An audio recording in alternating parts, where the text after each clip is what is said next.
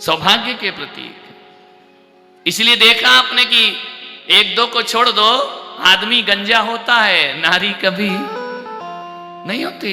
ध्यान रख, कितना भी केस लॉन्च कर ले उसके बाल वैसे ही आएंगे। हम लोग के तो सुपड़े साफ है, खाली हो गया मैदान। ध्यान रखना, उनके बाल पूरे पूरे आते हैं, उनके कम नहीं होते। एक आध होगी कोई जो पुरुष के गुण लेके आई होगी। हमने तो ऐसी भी महिलाएं देखी जिनकी मूछ भी आ जाती है, वो थोड़ा डिस्टर्ब हो जाते हैं जन्म में। ध्यान रखना, वो गलती से गलत नंबर डायल हो जाता है। कुछ बच्चे आए ना मेरे पास, जिसको देखो आजकल कमरे में यदि 10 मिनट बैठा है ना, वो यूं करेगा। मैंने कहा ये क्या करते हो? एक से पूछ लिया, बोले बाबा रामदेव ने कहा है कि ऐसा करो तो बाल बड़े हो जाते हैं। मैंने कहा मैं भी करूंगा, लेकिन मेरे बड़े कैसे, बड़े हुए कि खींचे। ध्यान रखना, बोले बाल बड़े हो जाते। मैंने कहा गजब कमाल की बात है, बड़े हो जाते, काले हो जाते। एक दिन मैं बिहार कर रहा था, एक गार्डन में 2 महिलाएं, एक लेटी थी मुंह पर रुमाल डाले, एक बैठी थी वो नाखून घिस रही थी। हमने पूछा तू क्यों घिस रही? बोले बाल बड़े होंगे। मैंने कहा ये क्यों नहीं घिस रही? बोले ज्यादा घिस ली तो दाढ़ी मूछ निकल आई है। ध्यान रख, विचार करना, तो ज्यादा मत घिस लेना, नहीं तो खूब लड़ी मर्दानी हो जाएगी वो। मान्य विषय ध्यान रखना, ऐसा सौंदर्य भगवान का। दाढ़ी नहीं, मूछ नहीं, देव जैसा, चंद्रमा जैसा निर्मल भगवान का सौंदर्य। कोटि शशि भानु दुति तेज छिप जात है।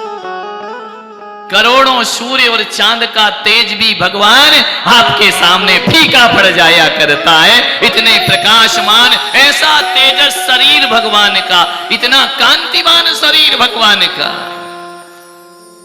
बहुत सुंदर होते हैं तीर्थंकर।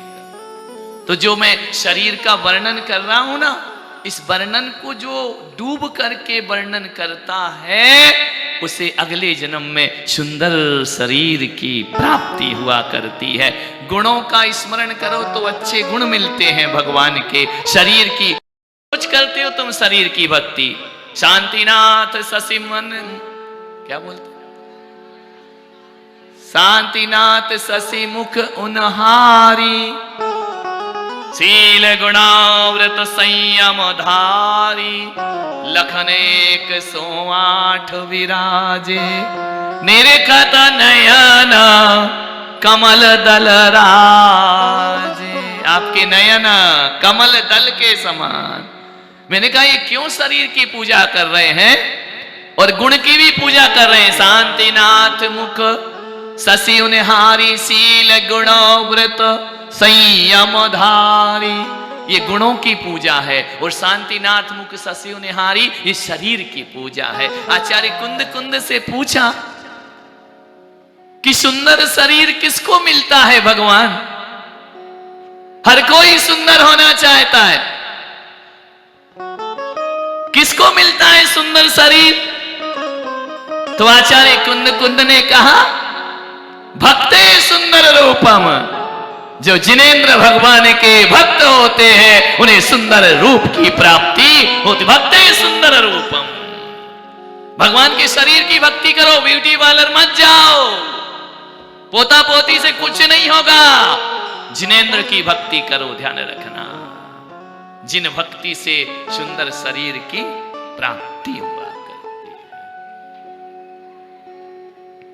यौवन अवस्था को प्राप्त हुए, छोटे थे ना, बचपन, तो पिता ने कहा कि चलो इस पुत्र को विद्या अध्ययन कराओ। समझ नहीं रहे थे, जब मोह प्रगाढ़ होता है ना, तो सत्य भी दिखाई नहीं देता है। बस पुत्र पुत्र पुत्र मेरा बेटा, हे जिन शिशु, हे नाथ। त्रिशला ने कहा कि इस पुत्र को विद्या अध्ययन कराओगे या नहीं? कि देवी देवताओं की गोद में घूमता रहेगा, खेलता रहेगा। पित्रोचित मात्रोचित चिंता। सिद्धार्थ ने कहा कि किसी शिक्षक को बुलाओ, किसी विद्वान को बुलाओ। बुलाया गया। 7 खंड का महल, उस पर बालक को पढ़ाने को एक गुरु आता है। वो कहता है वर्धमान पढ़ोगे? वर्धमान ने कहा तुम पढ़ाओगे? हाँ मैं पढ़ा सकता हूं। तो वर्धमान ने कहा देखते हैं कौन किसको पढ़ाता है। बिठाया गया एक कक्ष में। बोले बोलो राजकुमार एक। राजकुमार ने कहा एक। याद हो गया? बोले हो गया। इतनी जल्दी? बोले हो गया। थोड़ी देर बाद पूछे बताओ वर्धमान क्या कहा था? बोले एक। उसने कहा इतना तीक्ष्ण बुद्धि वाला मेधावी छात्र मैंने अपने जीवन में नहीं देखा कि एक बार बोलो और याद कर लेता है। वर्धमान आगे पढ़े। पढ़ाइए। बोले 2। वर्धमान ने कहा 1। अरे 1 हो गया ना, अगला लेसन पढ़ो, अगला पाठ पढ़ो। बोलो 2। वर्धमान ने कहा 1। 1 बार नहीं, 2 बार नहीं, 20 बार नहीं, 100 बार। जब जब शिक्षक बोलता 2, बालक बोलता 1। अभी तो बड़ा खुश हो रहा था शिक्षक, अब कहता कैसी बुद्धि है तुम्हारी, 2 क्यों नहीं बोलते? बोले 1। देखो बड़ी मजे की बात है, जिसको 1 बोलते हैं उसमें 2 अक्षर है। 1 लिखने आता ए और क, 2 अक्षर हो गए। और जिसको 2 बोलते हैं उसमें अक्षर, ये कैसी गिनती है?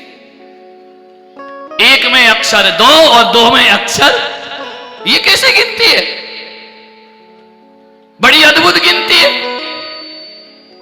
वर्धमान 2 अक्षर तो बोल रहा है लेकिन 1 बोलता है।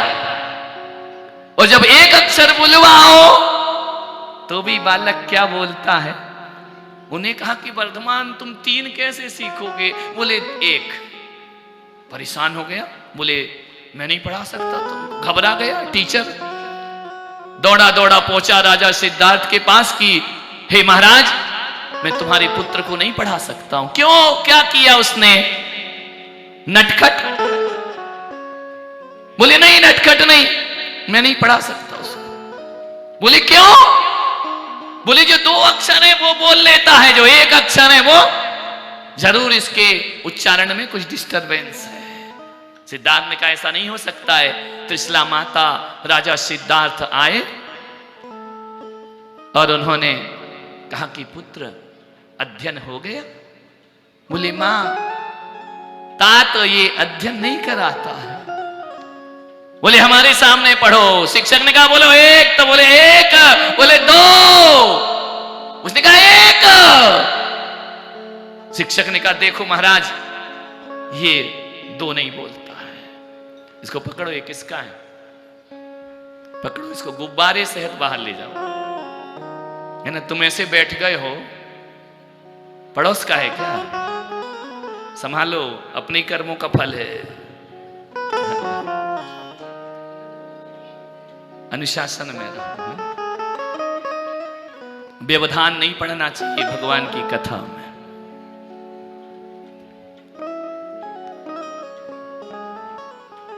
महाराज ने कहा कि बालक हे पुत्र इतना शिक्षक को परेशान मत करो, 2 बोलो 2। उन्होंने कहा पिताजी 1। मां ने कहा ऐसा करो बालक 2 बोलो। बोले नहीं मां 1। तो शिक्षक ने कहा क्या बात है, 2 क्यों नहीं बोलते हो? उसने कहा तुम क्या मुझे पढ़ा रहे हो? मैं तो जो पैदा हुआ हूं ना 2 को जानने के लिए नहीं, 1 को जानने के लिए मेरा जन्म हुआ इस धरती पर। दो को जानने के लिए नहीं आया हम इस धरती पर। जो एकम जानाति सो सर्वम जानाति, जिसने एक अपनी आत्मा को जान लिया उसने सकल विश्व को जान लिया। ध्यान रखना, और जो दो को जानता है वो अपने को कभी भी जानता नहीं है। हे पिता, मेरा जन्म दो को जानने के लिए नहीं हुआ है। मैं इस धरती पर आया हूं एकम जानाति सो सर्वम जानाति। इस शिक्षक को पूछो, ये 1000 तक की, लाख तक की गिनती जानता है, अपने आप को जानता है कि तू कौन है, कहां से आया है, क्या तुझे करना है। शिक्षक के नयन भर आए। राजा सिद्धार्थ की तरफ देखा, वर्धमान के चरणों में माथा रखा। हे जगत के गुरु, मैं नादान था जो तुम्हारा गुरु बनकर आया। आप तो सारे जगत के गुरु हैं, पूरे विश्व के गुरु हैं। आपको कोई नहीं पढ़ा सकता है, आपको कोई ज्ञान नहीं दे सकता है। सरस्वती तुमसे ज्ञान लेती है। लोग सरस्वती की आराधना करते हैं और सरस्वती का जन्म आपके श्री मुख से हुआ करता है। सारी सरस्वती आपसे जन्म लेती है। हे जिनवाणी भारती तो ही जपो दिन रे, जो तेरा शरणागहे सो पावे। सरस्वती का जन्म कहां से हुआ? सरस्वती की मां कौन है? सरस्वती के पिता कौन है? तीर्थंकर भगवान। सरस्वती की पूजा करते हैं, तीर्थंकर की नहीं करते हैं। तीर्थंकर उनके जनक हैं। सो स्यादवाद में सप्तभंग गणधर गूथे 12 सुवंग। उन्हें भगवान को कौन पढ़ा सकता इस धरती पर? जब चरणों में शिक्षक गिरा, सिद्धार्थ राजा ने अपने पुत्र को अजान बाहुओं में आलिंगन बद्ध कर लिया। हे विश्व के ज्ञाता, हे स्वामी सर्वज्ञ, मैं कैसा नादान कर रहा था, नादानी, जो तुम्हारे लिए शिक्षक की व्यवस्था की। कैसी बाल सुलभ चेष्टाओं से माता पिता को आनंद से भरा। यौवन अवस्था को प्राप्त हो गए। मालूम है भगवान का जन्म कल्याणक कितने वर्ष का था? बोलो जैनियों, महावीर कथा, महावीर के बारे में मालूम? कितने वर्ष का जन्म कल्याणक था? बोलो। 30 वर्ष का। ऋषभदेव भगवान का जन्म कल्याणक कितने वर्ष का था? 83 लाख पूर्व का। जब तक तप नहीं होता तब तक वो जन्म कल्याणक ही कहलाया करता है। ये मत सोचो कि उनका अभिषेक सुमेरु पर्वत पर हो गया, वो महोत्सव था। घर में भी रोज उनका अभिषेक होता है। भगवान स्नान नहीं करते हैं, ध्यान रखें। भगवान नहाते नहीं हैं। क्या जरूरत है? इतने पवित्र, मलमूत्र रहित शरीर, पसीना रहित शरीर, उनको नहाने की क्या? नहाते कौन है? जिनके शरीर में गंदगी होती है, मलमूत्र होता है। भगवान के शरीर में तो धूल भी आकर नहीं बैठ सकती है। सुगंधित शरीर, तुम 2 दिन नहीं नहाओ तो बाजू वाला क्या करेगा? हटाओ, कौन बैठा है बाजू में? भगवान स्नान जीवन भर भी ना कभी करते ही नहीं है। भगवान कभी स्नान नहीं करते, भगवान का अभिषेक हुआ करता है। स्नान और अभिषेक में इतना अंतर है। जिसमें हम पवित्र होते हैं, जिसमें हमारा शरीर पवित्र होता है, वो स्नान है। और जिसमें नहाता वो है और पवित्र हम होते हैं, वह अभिषेक हुआ करता है भगवान का। तुम पवित्रता हेतु नहीं मंजन ठयो, तुम तो सहज पवित्र। ऐसी औदारिक परमाणु, शुद्ध परमाणु, आप तो पवित्र हैं भगवान। आपकी शुद्धि के लिए हम आपका स्नान नहीं करा रहे हैं। भगवान ने कभी एक लोटा पानी नहीं डाला होगा अपने ऊपर, बाल्टी से पानी नहीं डाला होगा उन्होंने। जो भी है सौधर्मेंद्र देवियों को छोड़कर जाता है। रोज इनका अभिषेक करना और अपने पर्याय को धन्य करना, अपने जीवन को सार्थक करना। रोज अभिषेक होता है। रोज महल में एक पांडुक शिला होती है जहां पर भगवान का प्रतिदिन किससे अभिषेक होता है? बोलो, क्षीर सागर से जल भर लाए। कहां से आता है जल? क्षीर सागर से। क्षीर सागर के जल से रोज स्नान। देवो पुनीत वस्त्र, देवो पुनीत आभूषण, देवो पुनीत भोजन व्यंजन। तुम्हारे माता पिता का भोजन नहीं खाया उनने, स्वर्ग से भोजन आता, स्वर्ग से वस्त्र, स्वर्ग से बाल सखा, स्वर्ग से यौवन के जितने संगी साथी, वो सब देवी देवता। हाथी पर बैठे तो वो हाथी कोई त्रियंच गति का हाथी नहीं था, वो देवता आभियोग जाति का देव हाथी बना करता है। जितनी बार बालक यौवन अवस्था, बाल्य अवस्था, जब जब हाथी पर अंबारी कसती है, वो हाथी त्रियंच गति का नहीं होता है। लोग कहते तीर्थंकर भी तो हाथी पे बैठे, हमको बैठने में क्या है?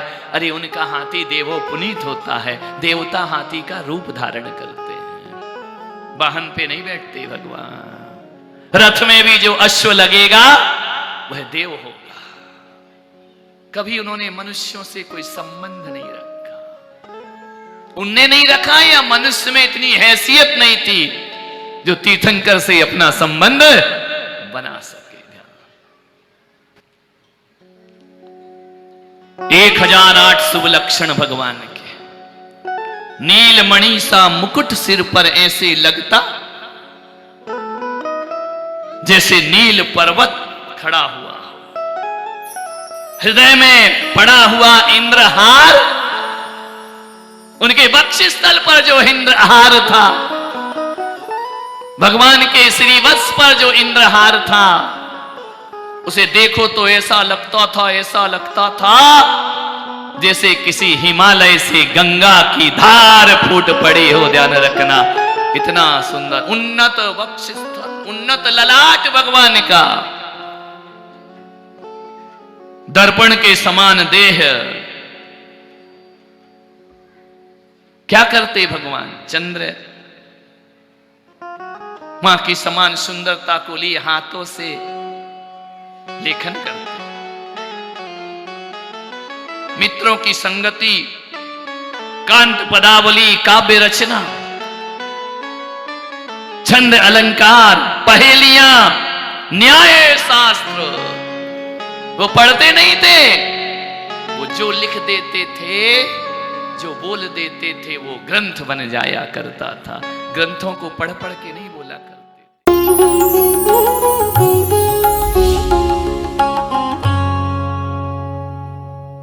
भगवान महावीर के अमर संदेश जीव दया की राह पर चलते हुए भारत गौरव राष्ट्र संत आचार्य श्री पुलक सागर जी गुरुदेव की प्रेरणा से वात्सल्य धारा ट्रस्ट द्वारा संचालित एक महाअभियान शिक्षा और सेवा समय की मांग। वात्सल्य धारा एक समाधान, मानवीयता की दुनिया में बढ़ते कदम। वात्सल्य धारा एक प्रकल्प अनेक, सुशिक्षा, सुस्वास्थ्य शिविर, औषधि वितरण, वात्सल्य धारा रुग्ण वाहिनी, अहिंसा प्रसाद, माँ जिनवाड़ी संग्रहालय, जीव दया, गौ सेवा, कन्यादान, वात्सल्य धाम। सामर्थ्य अनुसार सहयोग धनराशि प्रदान कर हमसे जुड़े। बैंक खाता विवरण निम्नवत है, अथवा आप अपनी दान राशि दिए गए QR कोड को स्कैन करके हमें UPI द्वारा सीधे भेज सकते हैं। आपके द्वारा दिया गया दान आयकर की धारा ATG के अंतर्गत कर मुक्त है। पूछताछ हेतु हमें संपर्क करें 991098 7666 98109 00699।